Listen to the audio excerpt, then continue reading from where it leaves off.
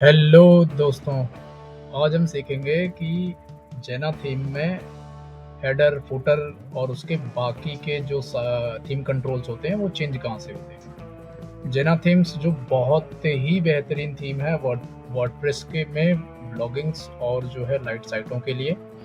But इसमें आप जानते हो कि कस्टमाइजेशंस के मतलब ऑप्शंस बहुत ही कम होते हैं, जितने भी होते हैं ब्लॉग्स के ऊपर बेसिकली होते हैं। तो ये है हमारी स्क्रीन वर्डप्रेस की। आइए देखते हैं। तो जब आप वर्डप्रेस का डैशबोर्ड खोलोगे तो आपको ये स्क्रीन कुछ इस तरीके से मिलती है हमेशा। लेफ्ट साइड में जितने भी कंट्रोल्स हैं, इन्हीं कंट्रोल्स में से थीम का एक नीचे ऑप्शन होता है। जो भी प्रॉपर थीम आप इंस्टॉल करते हो, चाहे एस्ट्रा हो चाहे जो भी हो, वो यहाँ पे या यहाँ पे कहीं ना कहीं उसके जो है कंट्रोल्स दिखते हैं थीम के। तो आपको आना है जेना थीम्स पे। जेना थीम्स पे होवर करो अपने माउस को। यहाँ पे थीम्स के सारे ऑप्शन दिखेंगे बेसिकली। और ये पहला ऑप्शन जो है थीम ऑप्शन, आपको इस पे क्लिक करना है और ये खुलने वाला है जेना थीम्स का थीम कंट्रोल सेंटर पूरा। ठीक है। अब ये जो टाइल एप्स है, टाइल एप्स एक बेसिकली जैसे गुटेनबर्ग और एलिमेंटर पेज बिल्डर्स होते हैं, वैसे ही टाइल एप भी पेज बिल्डर है। ये जेना थीम्स का पेज बिल्डर है।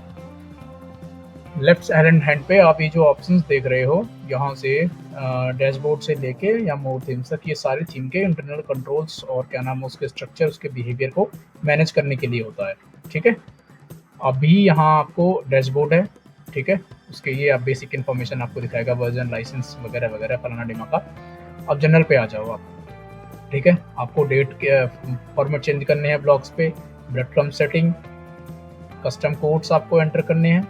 याद रहे ये कस्टम कोड्स जो हैं ये HTML कोड्स हैं। यहाँ पे आपको CSS कोड अगर एंटर करने हैं तो CSS कोड यहाँ से एंटर होंगे। आप सर्च कर लो बेसिकली, बस यहाँ पे क्लिक करके आपको CSS कस्टम CSS इंसर्ट करने का पेज आ जाएगा। यहाँ से लेआउट चेंज कर सकते हो आप।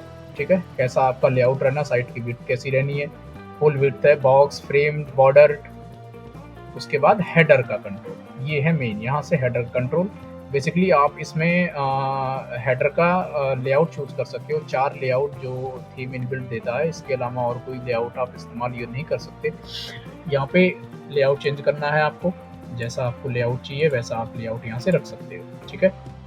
हेडर को स्ट्रेच करना है, स्ट्रेच वैसे खास इससे कोई फर्क पड़ता नहीं है। उसके बाद मेन नेविगेशन सेटिंग है, ये आपकी मेन नेविगेशन सेटिंग है। ठीक, ये दिस।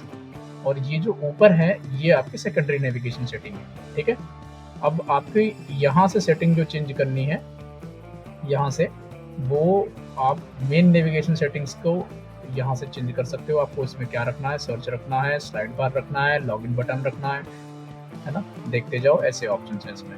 उसके बाद सेकेंडरी में यहाँ से कर सकते हो, इसकी स्क्रीन चेंज कर सकते हो, इसका लेआउट चेंज कर सकते हो। और सबसे इंपॉर्टेंट बात, ये जो सेक्शन है पूरा सेकेंडरी नेविगेशन का, ये सेकेंडरी नेविगेशन जो है ये आपका 2 पार्ट्स में डिवाइड है। बीच में यहाँ पे ये एक कंटेनर, एक सेक्शन इधर है, एक सेक्शन इधर है, ये पूरा एक कंटेनर है। ठीक है। तो आपको लेफ्ट एरिया में क्या रखना है, डिसेबल करना है तो पूरा डिसेबल कर दो। कुछ कंपोनेंट रखने हैं, कंपोनेंट्स पे आप क्लिक करोगे तो कंपोनेंट्स उसमें आ जाएंगे। क्या क्या कंपोनेंट्स, कोई मेन्यू रखना चाहते हो, ठीक है, ब्रेकिंग न्यूज कुछ इस तरीके की आती है, वो आपकी इंटरनल जो भी क्या नाम है, आप यहाँ से नीचे आके ब्रेकिंग न्यूज में जो भी सेट करोगे आप अपनी पोस्ट कैटेगरी जो, उस हिसाब से यहाँ पे ब्रेकिंग न्यूज देता रहेगा। उसके बाद राइट एरिया में, राइट एरिया को भी आप इसी तरह डिसेबल कंपोनेंट या जो भी आपको आपकी इच्छा करे आप सेलेक्ट कर सकते हो। उसके बाद आता है यहाँ से सिंगल पोस्ट व्यू। ये आर्काइव्स को और ब्लॉग्स को भी बाद में देखते हैं। सिंगल पोस्ट व्यू पे आ जाओ आप। आपकी पोस्ट बेसिकली जो पोस्ट पेज पे पोस्ट दिखती है वो कैसी दिखेगी, तो यहाँ से आप उसका लेआउट, स्कीमा, जनरल सेटिंग, सारी चीज़ें यहाँ से चेंज कर सकते हो आप। ठीक है। और सॉरी, बहुत ज़्यादा ही जंप कर गए हम। फुटर पे आ जाओ आप। यहाँ से फुटर पे आने के बाद आप यहाँ से फुटर का लेआउट चेंज कर सकते हो। कहाँ से इसका लेआउट चेंज होगा, कहाँ से क्या चेंज होगा, सब कुछ जो है आप यहाँ से मैनेज कर सकते हो फुटर का। ठीक है। बेध्यान रहे, यहाँ से लेआउट चेंज कर सकते हो।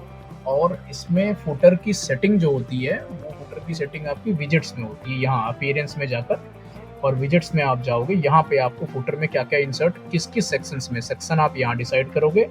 और अपीयरेंस में, विजेट्स में जाकर आप सेटिंग में आप विजेट्स डालोगे कि आपको इन सेक्शंस में क्या क्या डालना है आपको बेसिकली। ठीक है।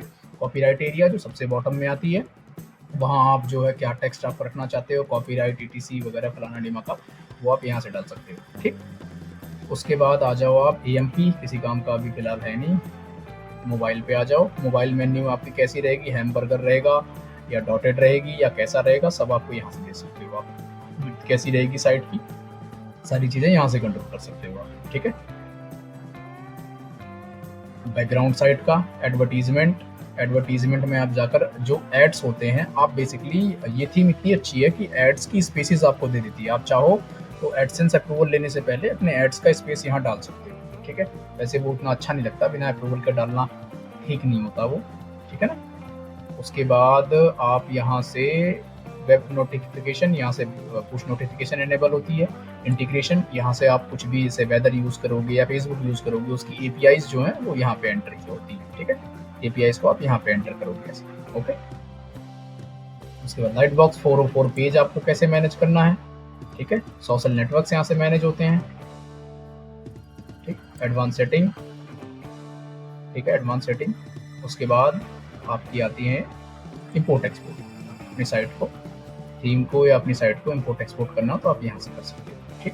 बेसिकली ये था टोटल कि जेना लैब्स का जेना थीम का इंटरनल स्ट्रक्चर कहाँ से कंट्रोल होता है, कहाँ से उसके लोगो कंट्रोल होते हैं, कहाँ से फुटर, कहाँ से हेडर, इन सबका स्ट्रक्चर, ब्लॉक्स का, ये सारी चीज़ें इस सेक्शन से कंट्रोल होती हैं। डैशबोर्ड के नीचे वाला जो पूरा सेक्शन होता है, इसी में आपको थीम ऑप्शन में जाना है। Okay, thank you.